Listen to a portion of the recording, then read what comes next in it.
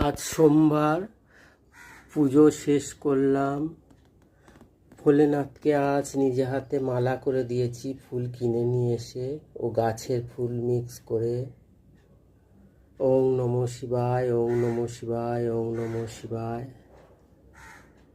আমার দেবীমার মুখ তো আজ ঢাকা আছে অমাবাজির জন্য।